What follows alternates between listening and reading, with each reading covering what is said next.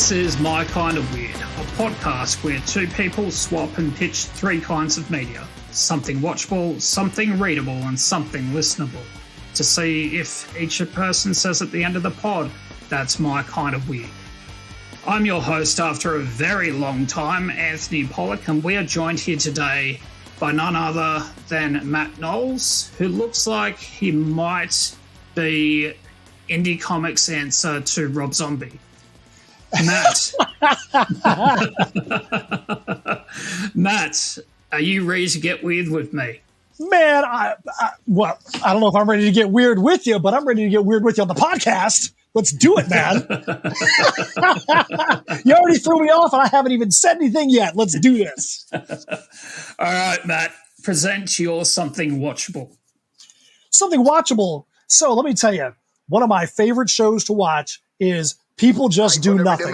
What's highlight? Corrupt FM's got the intellect. Yes. Trust me. It's MC Grinder right now. DJ Beats right now. And we're representing Corrupt FM. Corrupt FM and the rest are relevant, yeah? Back on BBC Three. Yes. The BBC Three saviours, like. Exactly. It was meant to drown, but we gave it armbands. Do you know what I mean? We gave it life, yeah? Yes, mouth Lock to on mouth. to our new show, yeah? Back, Corrupt FM. I know, it's called People Just Do Nothing. What is? The show. People just, that's... Yeah, I know. Doesn't make sense because we do loads. That's I didn't even want to do this. That's a stupid name. I don't know if you have ever seen this show, but People Just Do Nothing is about this group of friends that are so self-absorbed they think that their little pirate radio station, 108.9 Corrupt FM, is going to revolutionize and change the world. They broadcast all throughout the whole of South London, and they think that there's people that are literally going to be stopping in their cars so they can listen to their broadcast. And the show is it's hilarious. It's designed like one of those docudramas, but it is an amazing show. There's actually some great music, and one of the coolest things about this show is this: these guys all wanted to be DJs and rappers growing up, and they weren't able to be successful in it. So then they went and did this show where they play these guys that want to be rappers and want to be DJs that are unsuccessful in doing it. And the show became so popular that now they get to go around and tour the world as Corrupt FM, playing their characters and actually get to do the thing they wanted to do in the first place, which is be famous DJs. It's about as convoluted as it gets, hey? It is, man. It is, but it's amazing. Oh, man. I didn't actually get a chance to actually watch it, but it's... Hang on, run the pitch by me again. So Corrupt FM, so People Just Do Nothing are about these guys that want to be DJs and rappers, and they've set up this pirate radio station, 108.9 Corrupt FM, that broadcasts throughout the whole of South London. And they basically got like an antenna that they've taped up on the top of their apartment building, and basically like a couple of blocks can hear their station, but they think that this is the biggest deal known to man. And the whole thing is kind of filmed like The Office, so it's a docudrama like that. And you get to see these guys thinking they're such a big deal. They've got their buddy Chabadi G, who thinks he's their promoter, but he's kind of like a pawn shop kind of guy that like thinks people are going to believe the nonsense that he's saying. But it's an amazing show. Trust me, you're going to watch episode 1. You're going to be like, I got to go watch all the seasons, the movies. I got to go listen to the albums. You're going to really love it. How long's it been out for? I believe it's been 4 or 5 seasons. There's a movie that, for whatever reason, is still not available in the U.S. People Just Do Nothing big in Japan. But I think it was mid 20-teens in there. So I don't know if it's 2013, 2015, 2017, but somewhere in that range is how long is when this started. And it was 4 seasons in England, I believe. Yeah, nice. And is there any actor? Is it like brand new cast, as in like their first acting jobs, or is it?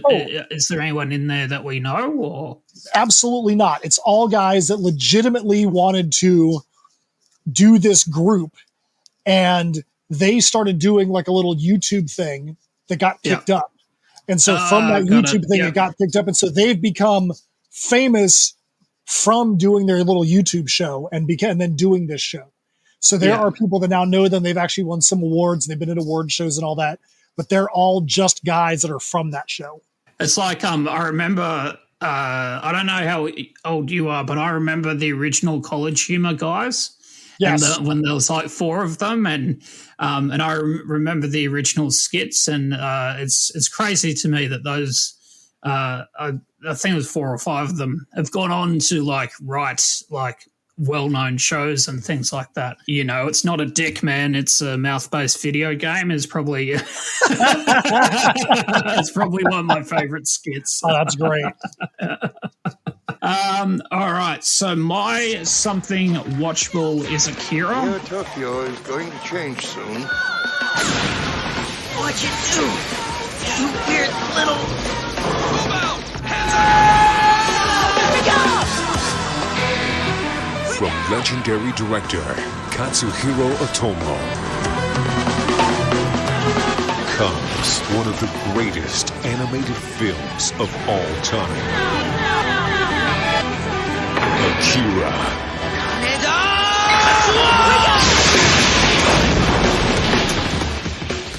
AKIRA is one of those animes which, up until the other night, I had never watched. I'd seen like Ghost in the Shell, you know, Dragon Ball Z. Taker Man is a big fan of that, as listeners of the pod would know.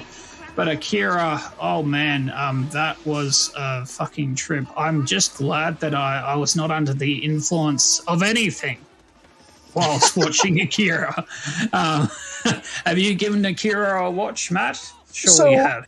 So here's the thing. I haven't, other than watching some of it once you sent me through your watchable, but I do have some familiarity with AKIRA because I do a lot of panel hosting and emceeing at Comic-Cons. And I've actually interviewed some of the people that do voices on there, like Johnny Young Bosch. So Johnny Young Bosch, who is is the Black Power Ranger, who's done a ton of anime voice acting, Bleach, things like that. I think I've interviewed him four times at different cons. So I definitely have some familiarity. I've done a lot of interviewing with a lot of the people in the U.S. that do a lot of the overdubs, and I understand the way that the voice acting, where they're taking it from Japanese and how they have to make the words work with the flaps and different things like that. So, so that was when I saw them, like, cool, I've interviewed one of the guys that do AKIRA, but the trailer definitely does looks pretty wild. I mean, there's some animes that I can handle. There's some animes that I'm definitely a fan of. There's other ones that I have a tough time watching, but that definitely looks like something that could be very interesting. Yeah, it's interesting for sure. It felt like, so it's an anime film where there's which kind of, it starts off with sort of this group of friends who, there's 3 of them, are kind of like in like a motorcycle gang, which they call it a gang throughout the entire film, but it's really just just 3 guys sort of hanging out and getting up to mischief in sort of dystopian Neo-Tokyo. And eventually one of the friends who you think isn't going to be the main character ends up in a motorcycle accident, and he starts getting like telekinetic abilities, and that's where it gets all sorts of fucking weird. It's it involves blowing up of a satellite that's orbiting the planet. For a second, one of the characters turns into what can only be described as the Blob, and in typical sort of Japanese 1980s sort of fashion, it has sort of this meaning of life and the Big Bang theory aspect to it towards the end of it. It is just bonkers, whacked out and crazy. It's kind of like it's the main character and his friend that becomes all powerful. They sort of end up in this battle against each other of, friends, and then it goes back to when they were children, and so there's sort of that nice sort of camaraderie, but also you're doing bad things, dude. I've got to stop you. So it's interesting for sure. The imagery is interesting, but I just felt, as I was watching, I just found myself just in awe at the background animation and just how much detail would have gone into this. And, in the 80s, there would have been no computers at all that would have, helped them create this art. I was just in awe at it. Yeah, it definitely is. You can tell it's very involved from just a little bit that I did watch. I'm in full agreement with you there. All right, Matt, present your something readable. Something readable. You know what? Let me go pull the link back up because I want to make sure that I am actually quoting this correctly. So, USA Today here in the United States just put out an article saying that NASA is announcing 16 people who are going to study UFOs to see what is natural and what isn't. So this is not some psycho, ridiculous, bizarre website that's out there, some conspiracy theory website.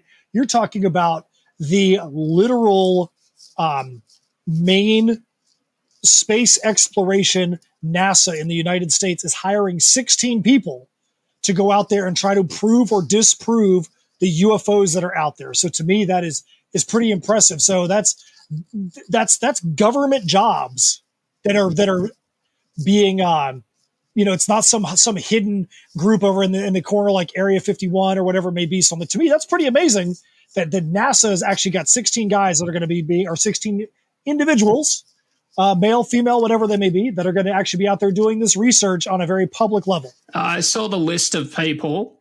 No Mulder and no Scully. Yeah. So that's a red flag for me. Yeah, that's some bullcrap right there, man. That's some bullcrap. I reckon. Do you reckon this came off the back of that? Wasn't there sort of like some documents that were leaked that eventually got, I guess, unredacted? Yeah, last year or something like that. Yeah, I believe that that's the case, and I think that the term UFO, whenever you hear that term, people think, oh, they must be talking about grays and greens and, little spacemen that are going to be doing anal probes and things like that. And, where did all the cows go and all that kind of fun stuff. But a UFO is exactly that. It's an unidentified flying object. It doesn't mean that it has to be space aliens. It could be something in our atmosphere. I mean, like if you didn't know what the Northern Lights were, in Norway, Sweden, and all that. If you didn't know what the Northern Lights were, you'd probably freak the heck out every time you saw that in the sky, thinking it was an alien invasion. So I think the first thing is they're going to try to figure out if there's something that is understandable to people like you and I as to what these unidentified flying objects are and make them identified flying objects. And then if not, kind of go from there. It doesn't matter if they prove or disprove them, because at the end of the day, there's still going to be your absolute untempered whack jobs that are always going to believe what they want to believe, let's say. Yeah, and you know what, though? But aliens are fun. I play a lot of fantasy sports. I've had even like regular like basketball teams and stuff like that named after aliens. I love the grays and greens. I love that whole fantasy world. As long as they look like, the little green men, not like, like Predator. None of those crazy guys are like Alien. I don't like those guys. Forget that.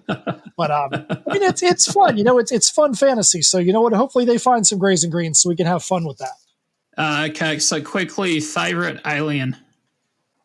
Favorite alien. Let's see here. I would say probably. I know this is gonna go way back. Probably Mork from Mork, Nanu Nanu.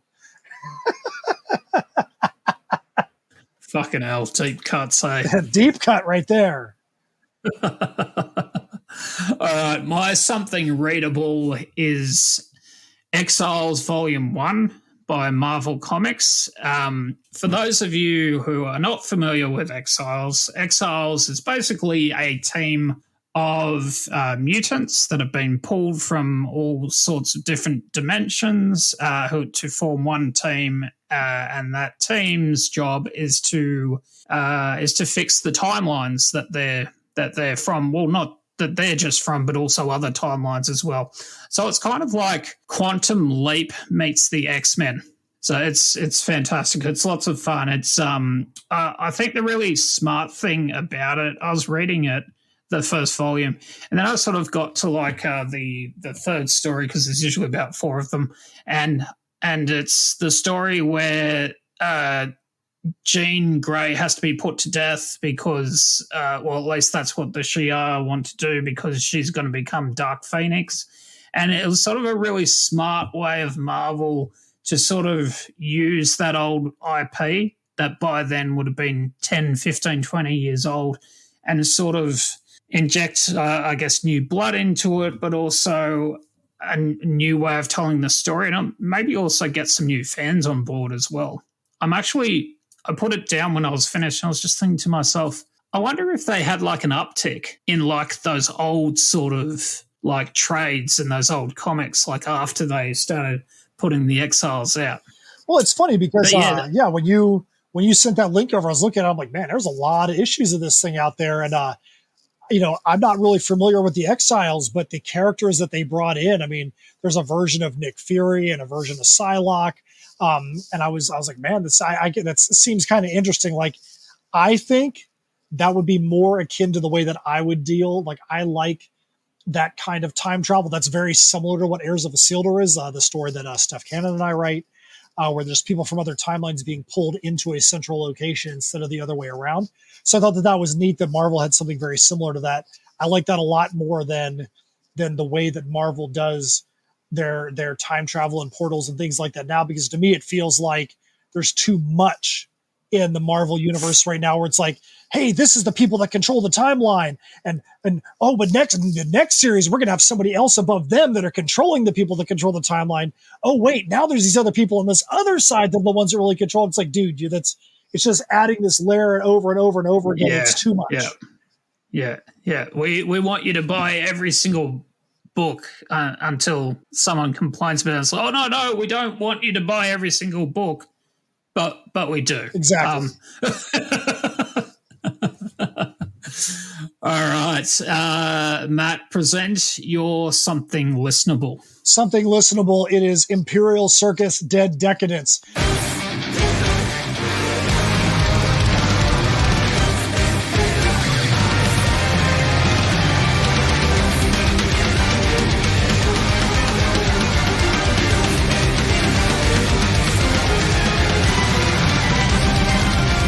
So right now, and we're end of October. Every year I do my top 5 metal albums of the year, because I have a metal music background, Heirs of Isildur, and in Symmetry Creations. We do have metal albums that we produce, and I am the main musician on. But I always like to go and listen to other albums. I mean, I obviously listen to music all the time. Imperial Majesty Dead Decadence is a band from Japan that, if you ask what kind of metal do they play, the only answer can be yes, because they probably do the best job that I've heard of people being able to seamlessly merge, extreme metal and more melodic metal and symphonic metal together. And it is just this crazy, bizarre, right on the edge, extreme blend that all just works. I really like a lot of the bands that are coming out of the Far East. Black Kirin, Bloody Tyrant. I've always been a fan of Thonic out of Taiwan, Wagaki Band out of Japan, but Imperial Circus Dead Decadence to me is probably this album, and I don't even know what the heck the name of it is, because every time I've seen the names, it's in all Japanese characters. I think it's called Magori in the US. To me, that is probably going to be the album of the year from 2022 for me. It's just bonkers. It is just, I'm just going to say, it's just rat shit crazy. That's the best way to describe this band. And when you gave it to me, I'm just like, holy fuck, what is this? And however, I'd not heard about this band before. Fuck. Oh, yeah. I listen to that album religiously. Like that once. I've done a lot of driving, a lot of traveling this year. You got the new Trollfest album, which is like all bizarre Baltic extreme metal party drinking songs. The whole album is called Flamingo Overlord, and every song is either about flamingos or some kind of alcohol. It's just crazy, but it's like that and Brymer, and then Imperial Circus Dead Decadence. That's like what I listen to. Flamingo Overlord. Yes. So let me tell you. So there's the what's the name of that music festival in Europe? The big one that they do Man, there's some big festival where all the countries put bands in. Hellfest. No. It's like a national TV band, national TV thing. Eurovision. Yeah, Eurovision. So Norway had a competition for whoever won in Norway became the Eurovision Norway representative. And Trollfest actually was able to play in this show to try and become the Norway winner.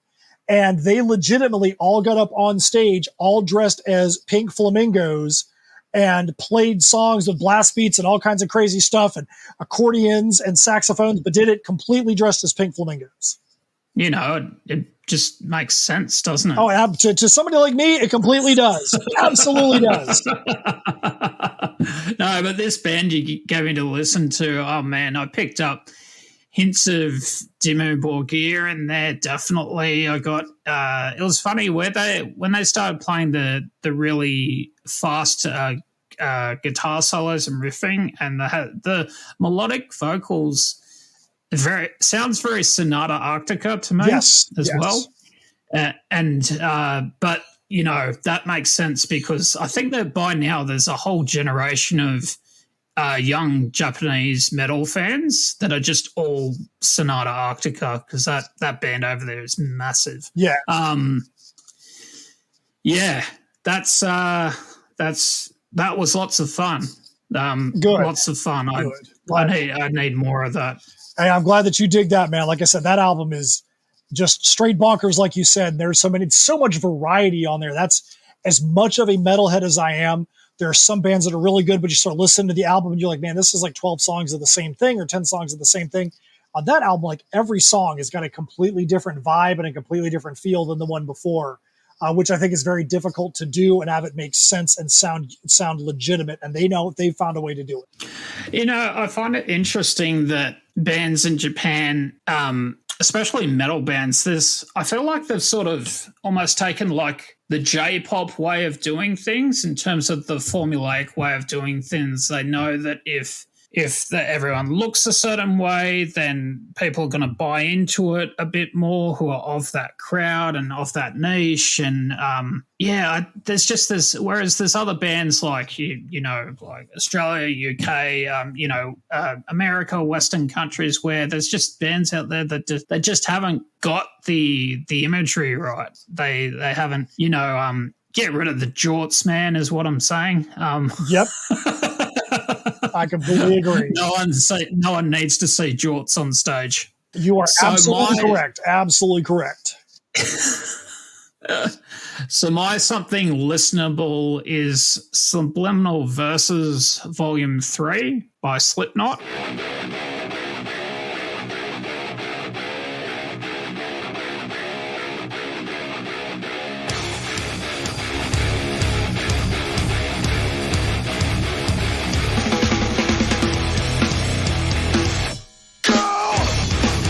Ask me why it's volume 3 because this is their third album, so that's probably why it's volume 3.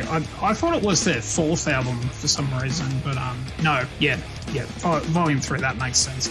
So for me, this Slipknot album it's where they sort of reached this sort of precipice. They got to this point where stylistically they felt like they could really just sort of push the boundaries in every single direction, but also had this way of sort of, pulling back, reining things in, and also maintaining that sort of what a Slipknot song and what a Slipknot album was.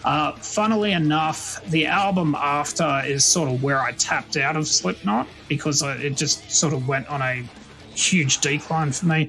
But Subliminal Verses Volume 3, it tried lots of things. It tried trash percussion. Corey Taylor, I guess, finally felt like he could exercise his melodic vocals a lot more than what he had previously, probably because by the time this album came out, he'd done quite a few Stone Sour records and tours. So it was lots of fun. And I think this is one of the last albums with Paul Gray in it, maybe. My Slipknot knowledge is a bit rusty in recent years. It's just got so many bangers on this album as well. So many bangers. I love Iowa. I think it's one of the best metal albums, certainly from America. Of what when you think of metal and heavy metal and what that sounds like, Iowa is exactly what it should sound like. Yeah, Subliminal Verses just really tapped into that really sort of. This is as close to avant-garde as Slipknot will ever go, I reckon. Well, I told you before we started recording that I had a couple of things when you sent me the list of your watchable, listenable, readable, and I was like, there's a couple of interesting links to some of the things you sent. And I'm like, if you don't know what my history is, you won't. If you don't know that, you've picked some very interesting things to link up to. So I actually got to meet Corey Taylor this past May. There's a festival in my city, Ocala, Florida, called Spookala. It was a horror festival that was run in this city, and the promoter did a very interesting thing where, even though it was a 3-day show, on Saturday, for the regular price of admission, the main stage, which I was doing the panels, and all the panels were set up on the main stage as well. As part of the main stage attractions for the day, you had Ice Nine Kills do an acoustic set. And then right after that, you had Corey Taylor from Slipknot, who also did an acoustic set. So the only thing he did was an acoustic set. So, he was there and he was one of the main attractions. Like, he always had a major line there, but, got to be backstage with him and talk with him. There's some pictures of Steph and I with him backstage. But, he did a fun set on stage acoustically.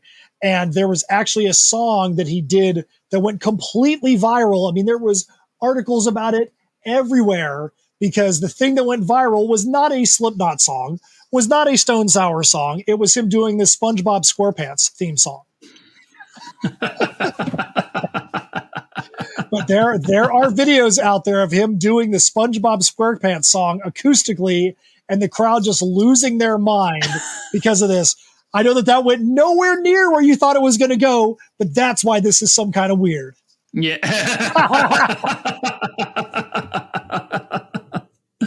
Oh man, that's beautiful. And that's a great way to end this first segment. So we're going to go on a quick sponsor break. And when we come back, we're going to talk a bit more to Matt about Heirs of Isildur. All right, everyone, welcome back to My Kind of Weird. Matt, you have Heirs of Isildur, which I hope I pronounced that right, which is funding at the moment through Kickstarter. It's, correct me if I'm wrong, it's steampunk meets apocalyptic? Is that sort of thing? Yep. Yeah.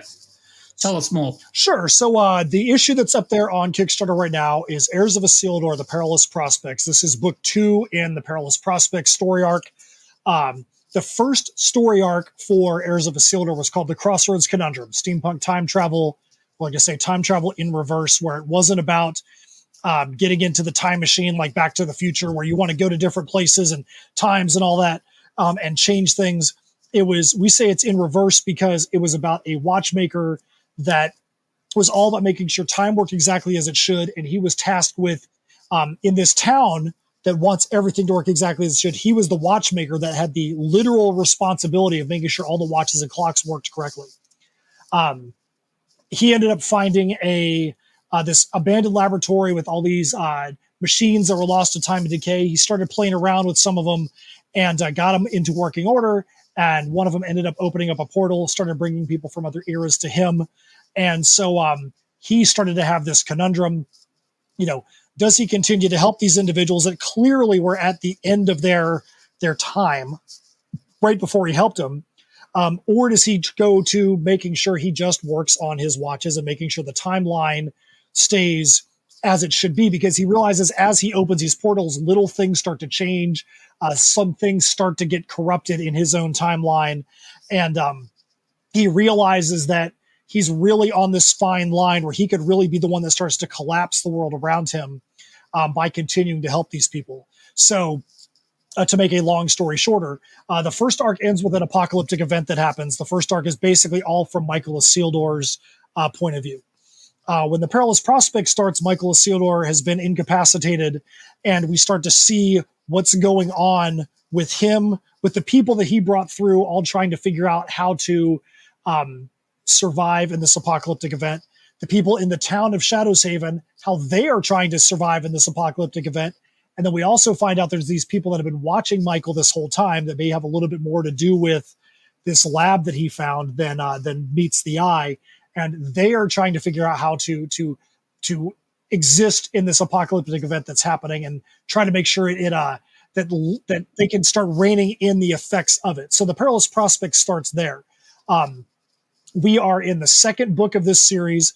One of the cool things we do is every one of the books in this series is perfect bound. So even though it's a comic, I've actually got the first book right here. And this is, we did a bunch of different covers, but they're all perfect bound. So as you can see, this is all the different covers, all perfect bound. So even though it's a comic, it's got a spine on it. So the first book was 48 pages.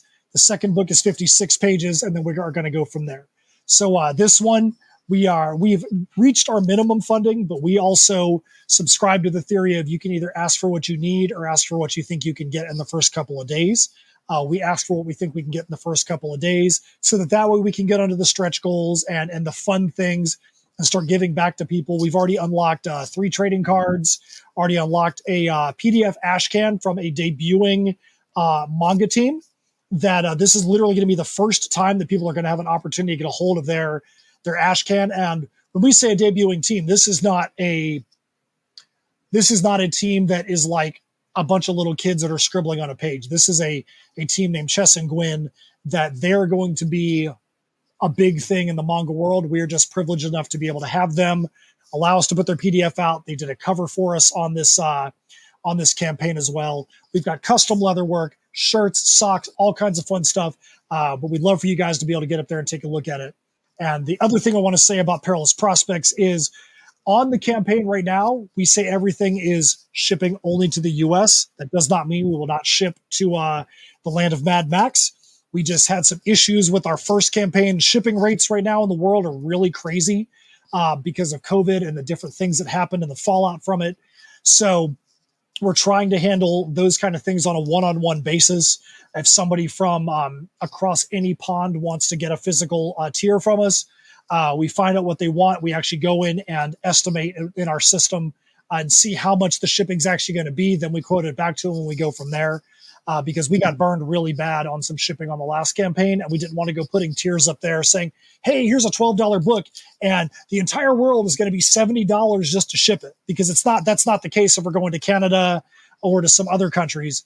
So we wanted to make sure that we could get an accurate view of what the shipping was before we shipped to, say, New Zealand or to Australia or to anywhere in Europe. Yeah, no, that's smart. So how they're just going to send you the shipping through like PayPal or something? No, is that how you do it? Well, what we've done is we actually had a guy from the Netherlands that wanted to pick up a tier. And when he said, yep, this is what I want to do, we told him the amount. He said, yeah, I want to do it. We actually went in and created him a 1-of-1 tier that actually said, here's what you want. This is shipping to the Netherlands only. And we actually put the right shipping in there for him. So he could still go and do everything through the campaign. We just wanted to make sure that we knew what he wanted so we could put that shipping in after the fact, because you could add tiers as a campaign goes along. Yeah, you can. Yeah. So that's what we did for him. So like I said, if anybody from Australia wanted to back at a physical level, we just asked them to contact us, tell us what they want. We'll go find what the shipping is. If they agree to it, then we'll go make them their own personalized tier so that we can make sure that the shipping is accurate for everybody. I see that you teamed up with Skeletal Press and White Ash Comics to add some, other collectibles in there as well. Yeah. Man, why would you team up with Ryan Cummins? He's just a horrible person, a horrible individual. Why would you even bother? I would say blame Laurie Foster. Laurie Foster from Unlikely Hero Studios. She's old. I don't want to say old friend of ours because one, she's not old, but two, she's a friend of ours. And she said, hey, on one of the message groups we're in, she's like, hey, is anybody going to be launching a Kickstarter campaign around this time? Because if so, we're looking for some of the right people we want to do some cross marketing with. And immediately Steph and I stepped up and messaged Lori and said, yeah, we think we're going to launch around the same time. What do you have in mind? And she said, well, we definitely have some cross promotion. What do you think? She said, Ryan is involved, Charlie Stickney from White Ash. And Charlie is an old friend of Steph and mine.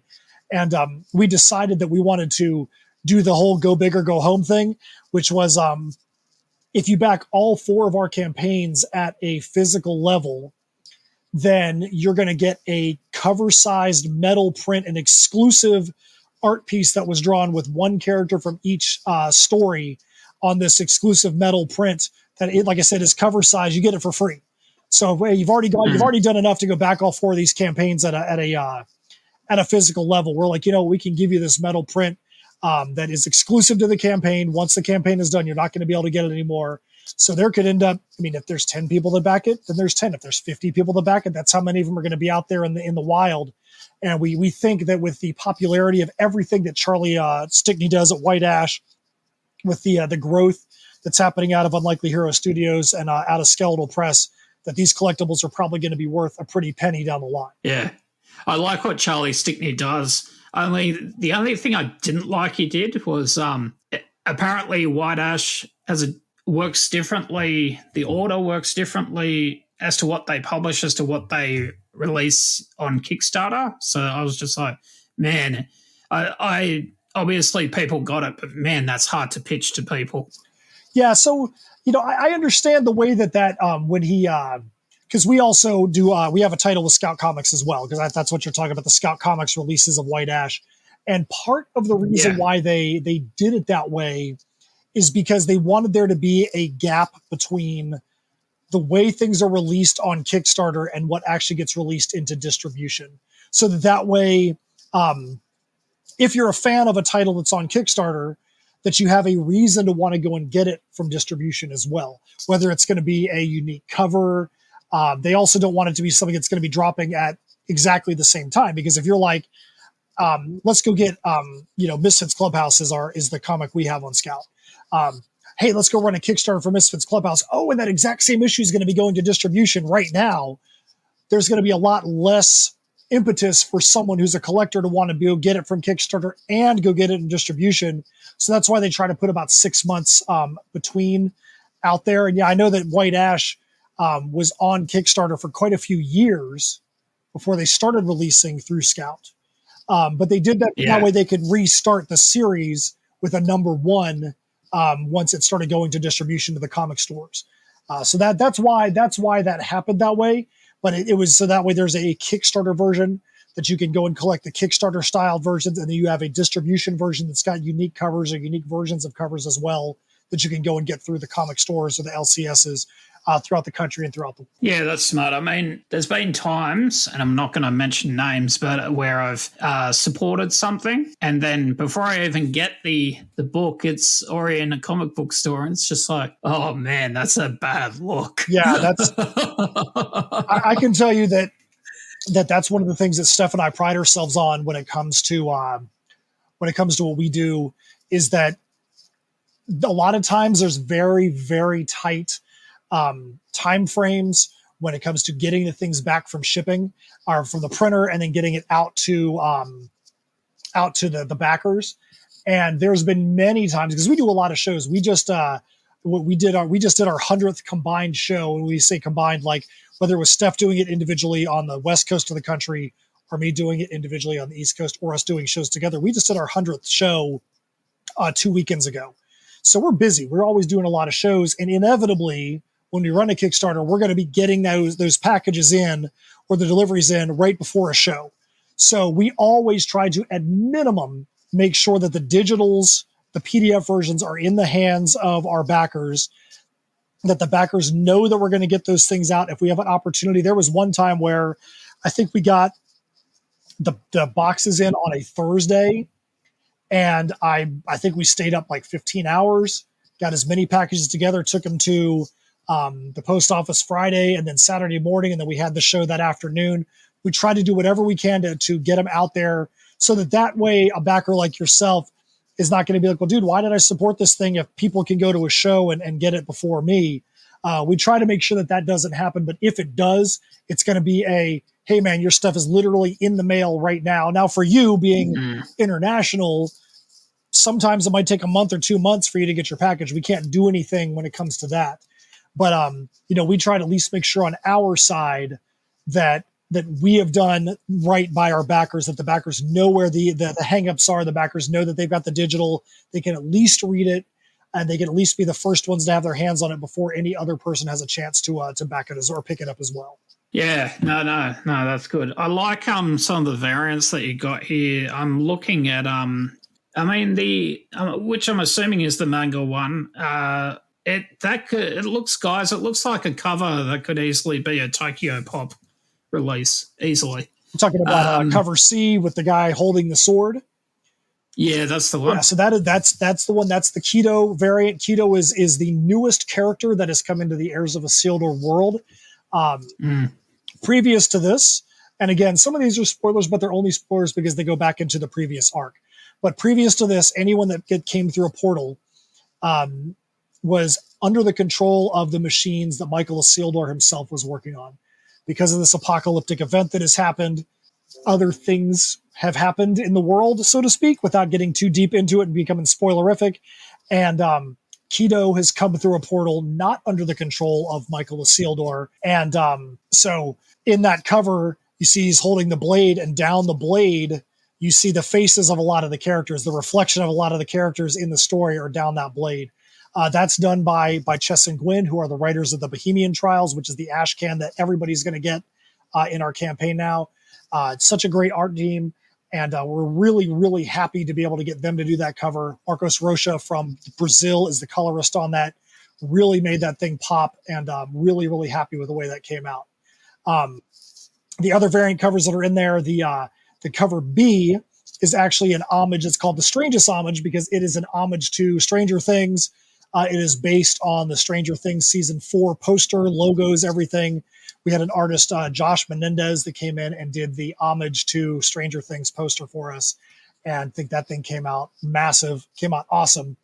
And then we have our main cover, which is Merc, who's one of the main characters with her blue and purple hair. She actually is riding on the two-headed horse. So she's actually found a way to tame the two-headed horse, and she's riding away from some pursuit. And or maybe the two-headed horse has tamed her. We don't really know. And the last but not least, we have cover D, which is it is called Artificial Extravagance. We actually went into Midjourney, and we have a Midjourney subscription, and we put a bunch of terms in there, and we finally came up with one that looked really cool, which is like some glowing, futuristic-looking goggles. And that's where we got our cover D from.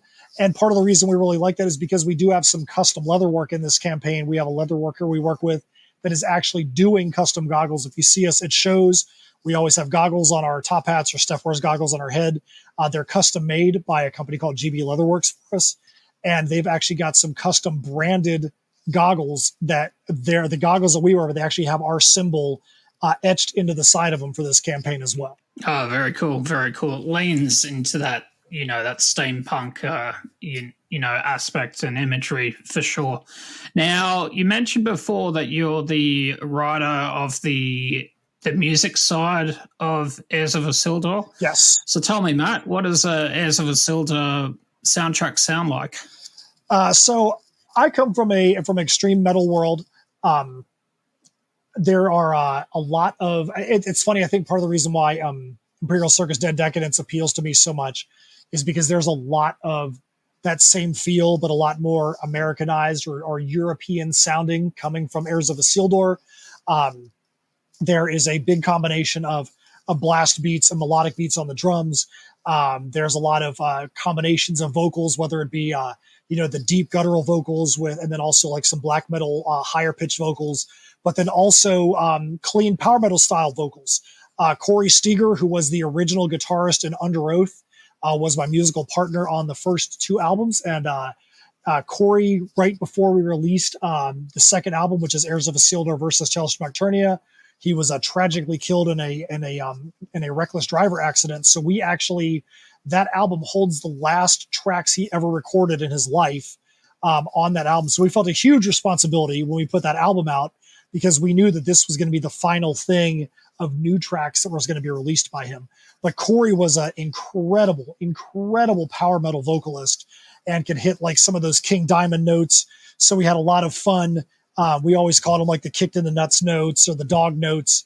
And we had a lot of fun recording those things and having fun mixing those in with the different heavy guttural styles. But we always like to make sure it was melodic and something that people that were into different styles of metal could get into. The first album, The Crossroads Conundrum, goes with the story arc of the same name. And the songs a lot of them are origin stories for the characters. So there'll be something in the book that'll say, if you want to know more about this character, Shiver, go listen to the song Shiver on the album. And that'll be a little more of an expansion of what his backstory was or the things that were going on in his life. The second album, Heirs of Isildur versus Tales from Nocturnia. That's two of our titles. Obviously, Heirs of Isildur, Tales from Nocturnia. We did 3 Kickstarters for Tales from Nocturnia, and we would write new music for each one of the Kickstarter trailers. And we got to the end of it, we're like, well, we've got all these songs that are for Heirs of Isildur and all these pieces of music for Tales from Nocturnia. What are we going to do? So we decided to do a little bit of a concept, kind of like Marvel versus Capcom. So the album cover has got like all the characters from Heirs on one side versus all the characters from Tales from Nocturnia on the other. And the songs on that album, the Heirs songs are a lot more of a summary of what's going on in the universe of the Perilous Prospects. So the first 3 songs are The Perilous Prospects of Shadow's Haven, which is the town it all takes place in, The Perilous Prospects of the Portals, and tells you where these portals came from and why they play into the story, and then The Perilous Prospects of the Timekeeper, which is Michael Isildur, and how he plays into it. So if you look at the lyrics of those 3 songs, if you're like, hey, I just want to start with The Perilous Prospects, I don't want to have to go back and read this whole arc, you can start with the 3 songs, The Perilous Prospects, on that album, that trilogy of songs, and get that entire backstory. So you can start off with Perilous Prospects Book 1 and feel like you have a complete understanding of what you need to know about the story. Awesome. All right. Well, I think that's it. Where can people find you on, your socials, your websites? Do people do websites anymore? Oh, we definitely have a website up there. We have so many different things that we do. We kind of have to have something like that so people can to know where they can have a centralized location. I would say right now, to be honest, the best place for people to go is to tinyurl.com/heirs, HEIRS, TPP2. That'll take you to the Kickstarter page so you can see everything that we have going on as far as our merchandise. We really have a fun campaign video up there. This show be talking about You're Kind of Weird. Hope you watch the campaign video, because if that's something that you don't think is weird, I don't know. We had a lot of fun making that thing. We had a long day of recording, and we just got silly with it. And, but if you don't want to go up there, you're like, dude, I just want to go to the regular website. You can go to insymmetrycreations.com. It's got stuff about all of our stories up there, music videos for the albums. Steph does a lot of writing for sites like Fangoria, Creepy Kingdom, Horror Geek Life, Horror Buzz. I think she's somewhere between 65 and 70 published articles. We have links to every single one of those articles up there. All of our live appearances. We just got done with New York Comic Con. We just did GeekCon in Shreveport, Louisiana. So we make sure you know where our appearances are going to be. If you just want to go visit us on Facebook, you can go to /InSym, INSYM on Facebook, InSym Creations on Twitter, InSymmetry Creations on Instagram.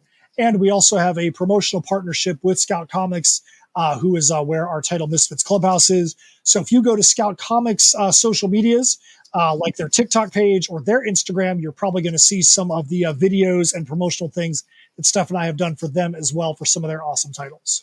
Awesome. And we'll put most of those links in the show notes as well. If you need me to get you a quick list of them so that way you're not having to type for a month, I'll throw them all over there for you. I'll shoot them into our private chat. Awesome. All right, guys. Well, for another time, my name is Anthony. Matt, thank you very much for joining us on My Kind of Weird. Absolutely, man. I really appreciate you having me on, and I hope that your fans and listeners are going to go up there and check out some Heirs of Isildur, The Perilous Prospects, Book 2 on Kickstarter right now until November 10th. I hope so too. Thanks, guys. See you guys and hear me next time.